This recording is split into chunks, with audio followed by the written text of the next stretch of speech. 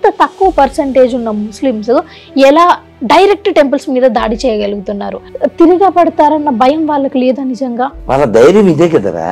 వాళ్ళు అప్పుడు ఇప్పుడు కూడా అలాగే ఉన్నారు. అప్పుడు ఎప్పుడో 1000 ఏళ్ల క్రితం గుళ్ళు ఆక్రమించి మసీదులుగా మార్చడం కాదు, జస్ట్ 2 నెలల క్రితం కూడా గుంటూరు దగ్గర ఓ శివాలయం మసీదు కింద మారిపోయింది.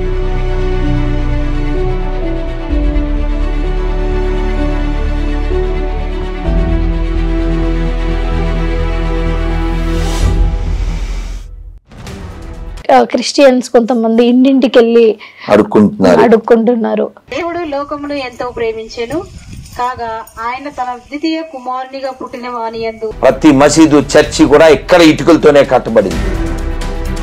హిందూ పీపుల్ ఎవరైతే ఉంటారో ఇలాంటి అరాచకాలు ఎప్పుడు వాళ్ళ కమ్యూనిటీని పెంచుకోవడానికి కానీ లేకపోతే బయటికి వెళ్ళి మా దేవుని నమ్ము అని కానీ అడిగే ప్రయత్నం అయితే చేయరు. నేను నమ్మిందే నువ్వు నమ్మాలేంటి? వసుదైవ కుటుంబకం, ఇది మనమే చెప్పగలం. ఇస్లాం చెప్పలేదు, క్రిస్టియానిటీ చెప్పలేదు. అన్ని రకరకాలుగా అద్భుతంగా చెక్కినాయి. కానీ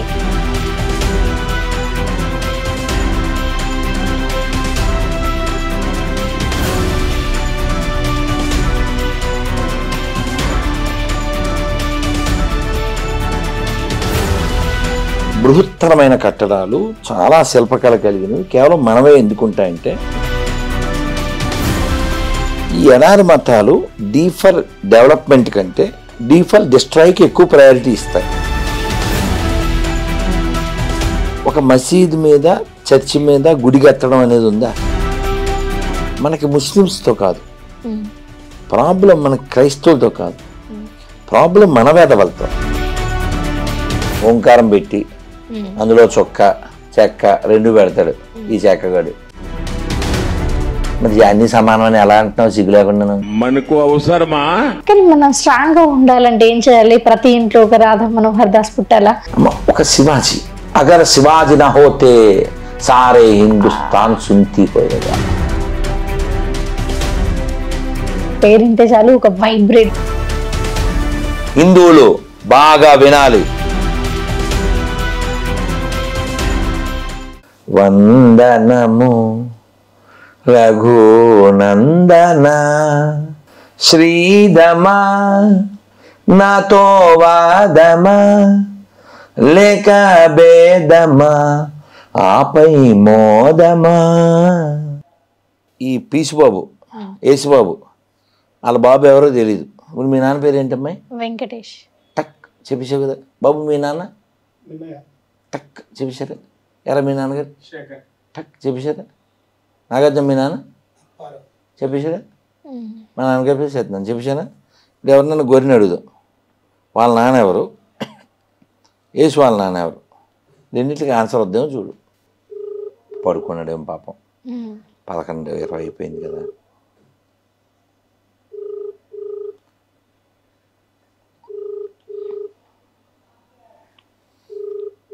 పోన్లే తల్లి. సరే గురుగారు, సరే ఈ టాపిక్ కాసేపు పక్కన పెడితే కొన్ని దశాబ్దాల క్రితం చూసుకున్నట్టయితే మన భారతదేశంలో హిందూ జనాభా అనేది ఎక్కువ శాతం, ఒక 70% ఉంటే మిగతా అనేది 10% ఉంది అనుకుందాం. ముస్లిం కానీ క్రిస్టియానిటీ కానీ. కాదు తల్లి, నేను చెప్తా. స్వతంత్రం వచ్చినప్పుడు మన దేశం 2 ముక్కలు అయినప్పుడు మనం 80+ ఉన్నాం. 80+ ఉన్నాం. ఇప్పుడు మనం 10 రాష్ట్రాల్లో మైనారిటీలు అయ్యాం. 30 రాష్ట్రాలు ఉంటాయి మనకి, 29. 10 రాష్ట్రాల్లో మైనారిటీ. ఎలా? అదే గురుగారు నా ప్రశ్న. నీ ప్రశ్నే నేను చెప్పేది. ఎలా? ఒకప్పుడు భారతదేశం అంటే హిందువుల యొక్క దేశం అనేలాగా. ఇప్పుడు కూడా హిందువుల దేశమే. ఇప్పుడు కూడా. బట్ కానీ ప్రాబ్లం ఏంటి? ఈ ముస్లిం యొక్క జనాభా పెరుగుతున్నారు, హిందువులు మత మార్పిడి చేసుకుంటున్నారు. అటు పెరగడము ఇటు జారడం 2 జరుగుతున్నాయి. అలాగే క్రిస్టియన్స్ కొంతమంది ఇంటింటికి వెళ్ళి అడుక్కుంటున్నారు. అలాగే మనము ఈ కేరళ స్టోరీలో చూసుకున్నట్టయితే ముస్లిమ్స్ అమ్మాయిల్ని ట్రాప్ చేసి పెళ్లి చేసుకొని వాళ్ళ కమ్యూనిటీ పెంచుకోవడానికి.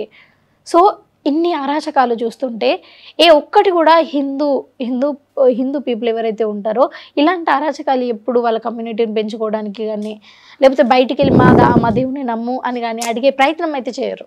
మనకి నేర్పలేదురా తల్లి. ఇప్పుడు ఒక హిందూ మొన్న నాకు ఒక ముస్లిం నాన్న ఏదో ఊరు కర్నూలు ఎక్కడో ఏదో స్టేటస్ పెడితే అతను రియాక్ట్ అయ్యి ఏదో హార్ష్గా వాట్సాప్లోకి వచ్చాడు. కాసేపు చాట్ చేసి సార్ చెప్పండి, మీరు ఫోన్ చేయండి, కానీ ఫోన్ చేసే ముందు ఇలా చెప్పగలిగితే ఫోన్ చేయండి అన్న. నేను నమ్మిన రాముణ్ణి, కృష్ణుని, శివుణ్ణి ఇతరులు నమ్మకపోయినా పర్వాలేదు, అది వారి ఇష్టం, మతం వ్యక్తిగతం. దైవాన్ని ఏ పేరుతో అయినా పిలవచ్చు, ఇలా మీరు చెప్పగలిగితే ఫోన్ చేయండి అన్న. చేస్తాడా? దైవాన్ని ఏ పేరుతో అయినా పిలవచ్చు, అలా చెప్పగలిగితే ఫోన్ చేయండి అన్న. చేయలేడు. ఎందుకని? అలా చెప్పలేడు. ఎందుకు చెప్పలేడు? అతను గిరిగీసుకుని ఉన్నాడు. కానీ మనం ఈ భూమి మీదకి గెస్ట్గా వచ్చాం తల్లి. గెస్ట్గా వచ్చిన వాళ్ళం బెస్ట్ పని చేసి వెళ్ళాలి తప్ప, నేను దేవుణ్ణి నమ్మాను, అందరూ ఆ దేవుణ్ణి నమ్మాలి, నేను ఇవాళ బిర్యానీ తిన్నా, అందరూ బిర్యానీ తినాలి, నేను మొక్కినట్టే మొక్కాలి, ఎందుకు వచ్చింది మా తల్లి? ప్రమాదం కదా అది. ఎవరికి అభిప్రాయం వాళ్ళకు ఉంటుంది, వాళ్ళని గౌరవిద్దాం. నేను నమ్మిందే నువ్వు నమ్మాలేంటి? మనకి ఆ విశాల బుద్ధి ఉంది కాబట్టి ఏం చెప్తాం మనము వేరే మతం. వసుదైవ కుటుంబకం అంటే ఏంటమ్మా? ఈ జగత్తంతా ఒక కుటుంబం. ఇది మనమే చెప్పగలం, ఇస్లాం చెప్పలేదు, క్రిస్టియానిటీ చెప్పలేదు. ఇంకోటి, ఈ ఇస్లాంలో కానీ క్రిస్టియానిటీ కానీ ఒకసారి దీన్ని చూసుకున్నట్టయితే మన హిందూ దేవాలయాలు ఏతున్నాయో, ఎన్ని రకాలు ఉన్నాయో, ఎన్ని రకరకాలుగా టాలెంట్స్తో కానీ, ఇప్పుడు అనంత పద్మనాభ టెంపుల్ అయితే ఆ నాగబంధనం అనే ఒకటి స్పెషాలిటీ ఉన్నది. అట్లా ఒక్కటి కాదు, చెప్పుకుంటూ పోతే కొన్ని వందల టెంపుల్స్లో వాటి ఆర్కిటెక్చర్ కానీ, వాళ్ళు అప్పట్లోనే యూజ్ చేసిన టెక్నిక్స్, లేకపోతే ఒక్క రాయితోనే అంత పెద్ద టెంపుల్ని చెక్కడం, ఇవన్నీ కూడా మన భారతీయులతోనే సాధ్యం, మన హిందూతోనే సాధ్యం. ఎందుకంటే ఎక్కడ కూడా ఇప్పుడు అమెరికా జీసస్ క్రిస్టియానిటీ ఉందనుకోండి, ఓవరాల్గా అమెరికా మొత్తం క్రిస్టియానిటీని నేను నమ్మినా సరే ఎక్కడ కూడా ఒక అద్భుతంగా అలా ఉండదు. లేకపోతే ముస్లింలో కూడా అన్ని రకరకాలుగా అద్భుతంగా చెక్కినాయి, కానీ వాళ్ళకి అంత టాలెంట్ లేదు అని కాదు. నాన్న. ఇప్పుడు విషయం మీరు గమనించండి, ప్రపంచంలో బృహత్తరమైన కట్టడాలు, చాలా శిల్పకళ కలిగినవి కేవలం మనమే ఎందుకుంటాయంటే మనం ఎప్పటి నుంచో ఉన్నాం కాబట్టి. మీరు కావాలంటే చూడండి, ఈ ఎడారి మతాలు డీ ఫర్ డెవలప్మెంట్ కంటే డీ ఫర్ డిస్ట్రాయ్కి ఎక్కువ ప్రయారిటీ ఇస్తాయి. మీరు గమనించండి, ప్రపంచంలో ఎక్కడైనా ఒక మసీదు మీద, చర్చి మీద గుడి కట్టడం అనేది ఉందా? కానీ మన దేశంలో ఎన్నో వేల దేవాలయాలు ఆక్రమించి మసీదులుగా మార్చారు. సో వాళ్ళకి తెలిసిన పని వాళ్ళు ఎప్పటి నుంచో చేస్తున్నారు. ఇప్పుడు నేనేమంటే, ప్రాబ్లం మనకి ముస్లిమ్స్తో కాదు, ప్రాబ్లం మనకి క్రైస్తవులతో కాదు, ప్రాబ్లం మన వేదవులతో. ఎవరు మన వేదవులు అంటే సెక్యులర్ వేదవులు. సెక్యులర్ అంటే నపుంసకుడు అని అర్థం. ఇప్పుడు మతోన్మాది అనే పదానికి ఎవరు సూటబుల్? మన దేవాలయాన్ని కూల్చినోడు మతోన్మాది. మా దేవుణ్ణి నమ్మకపోతే నువ్వు నరకానికి వెళ్తావు అన్నవాడు మతోన్మాది. నువ్వు ఏ దేవుణ్ణైనా కొలుచుకోరా బాబు అని చెప్పేవాడు విశాల బుద్ధి కలిగిన వాడు, నాలాంటి వాడు కదా. ఈ దేశానికి అవసరం ఎవరు? విశాల బుద్ధి కలిగిన వాడు. ఈ ప్రపంచానికి అవసరం ఎవరు? విశాల బుద్ధి కలిగిన వాడు. విశాలత్వం ఉందా అక్కడ? లేదు. కాబట్టి ఈ ప్రపంచం బాగుండాలంటే ఎడారి మతాలు నశించాలి. అంటే ఆ భావజాలం, ఆ భావజాలం అనేది నశించితే వాళ్ళు ఎవరిని పూజించుకున్నా మనకు నష్టం లేదు. ఇప్పుడు నేనేమి తిన్నా రాత్రులు, నువ్వు ఇంటికి ఏమన్నా తిన్నావా అని నిన్ను అరిస్తే, చిన్నపిల్లవి నువ్వు తినాలి, ఆకలిస్తుంది, నీ గొడవ, నీ శరీరం, నీ బాధ, నీ రేపొద్దున ఉద్యోగం, ఎన్నో ఉంటాయి. నేను తినకపోతే అది నా ఇష్టం, నువ్వు తింటే అడ్డుకోవడం ఏంటి నాన్న కదా. గురుగారు, ఇంకొక చిన్న సందేహం. ఇప్పుడు మన భారతదేశంలో ఏ చిన్న ఊర్లలో కానీ, రూరల్ ఏరియాస్లో కానీ, పెద్ద సిటీస్లో కానీ ఎక్కడ కానీ ఒక హిందువు, ఒక భారతీయుడు, ఒక హిందువుడు ఎక్కడ కూడా ఒక చర్చిని కానీ, ఒక ముస్లిం దాన్ని ఏమంటారు మసీదుని ఎక్కడ కూడా కూల్చిన దాఖలాలు కానీ, అక్కడికి వెళ్ళి ఇబ్బంది పెట్టి గొడవలు పెట్టిన దాఖలాలు కూడా ఎక్కువగా ఉండవు, ఎక్కువ శాతం ఉండవు. కానీ 1% కూడా ఉండదు, 1% కూడా ఉండదు. ఎప్పుడన్నా ఎవరైనా కావాలనుకొని చేస్తే తప్పించి వాళ్ళే రియాక్ట్ అవుతాం మనం. హిందువులు ఎప్పుడైనా ప్రతిచర్య మాత్రమే ఉంటుంది, చర్య ఉండదు, కెలుక్కో. అదే గురుగారు, మరి మన భారతదేశంలో ఇన్ని కోట్ల జనాభా ఉన్న మన దేశంలోనే అంత తక్కువ పర్సంటేజ్ ఉన్న ముస్లిమ్స్ ఎలా డైరెక్ట్ టెంపుల్స్ మీద దాడి చేయగలుగుతున్నారు? ఎందుకంటే టెంపుల్స్ మీద దాడి చేస్తే ఈ మన హిందువులంతా కూడా అంత రెచ్చిపోతారనో లేకపోతే తిరిగా పడతారన్న భయం వాళ్ళకి లేదా? నిజంగా వాళ్ళ ధైర్యం ఇదే కదరా, మనం రియాక్ట్ అవ్వమనే కదా వాళ్ళు అలా యాక్ట్ చేసింది. నీకు అర్థమైందా? ఇప్పుడు దేవాలయాలు ఆక్రమించడం అనే బుద్ధి వాళ్ళకి కలగడానికి వాళ్ళ పుస్తకం, వాళ్ళ మస్తకం, వాళ్ళ గతం, వాళ్ళ మతం, వాళ్ళ ఇష్టం. ఇప్పుడు ప్రాబ్లం వాళ్ళతో లేదని ఎందుకన్నా అంటే, ఇప్పుడు మహేష్ మెల్లో బంగారు గొలుసు ఉంది, చేతికో బంగారు ఉంగరం ఉంది అనుకో, కాసేపు ఎవడైనా కొట్టేయడానికి చూస్తాడా? ట్రై చేయడు. ఎందుకని? వాడు ఎలా ఉన్నాడు? మన సినిమా మహేష్ లాగే పొడుగ్గా చక్కగా ఉన్నాడు కదా.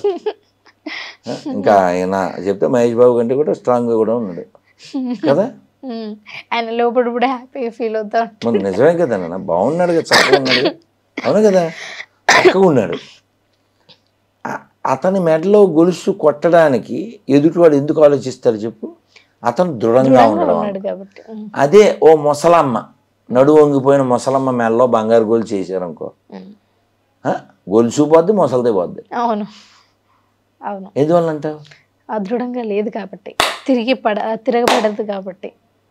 మన దేవాలయాలు కోల్పోవడానికి కారణం ముస్లింల దండయాత్రలు కాదు, మన బలహీనత. వాళ్ళు అలాగే ఉన్నారు అప్పుడు ఇప్పుడు కూడా, వాళ్ళు అప్పుడు ఇప్పుడు కూడా అలాగే ఉన్నారు. అప్పుడు ఎప్పుడో 1000 ఏళ్ల క్రితం గుళ్ళు ఆక్రమించి మసీదులుగా మార్చడం కాదు, జస్ట్ 2 నెలల క్రితం కూడా గుంటూరు దగ్గర ఓ శివాలయం మసీదు కింద మారిపోయింది. కాబట్టి వాళ్ళని మనం మార్చడం, వాళ్ళు ఏదో అయిపోవడం అదంతా కాదు. నువ్వు స్ట్రాంగ్గా ఉండాలి, నువ్వు స్ట్రాంగ్ ఉండాలి. కానీ మనం స్ట్రాంగ్గా ఉండాలంటే ఏం చేయాలి? ప్రతి ఇంట్లో ఒక రాధా మనోహర్ దాస్ పుట్టాలా? అమ్మ, ఒక శివాజీ, అగర్ శివాజీ నా హోతే సారే హిందుస్థాన్ సున్తి హోయేగా, ఘర్ ఘర్ మే ఏక్ శివాజీ హోనా.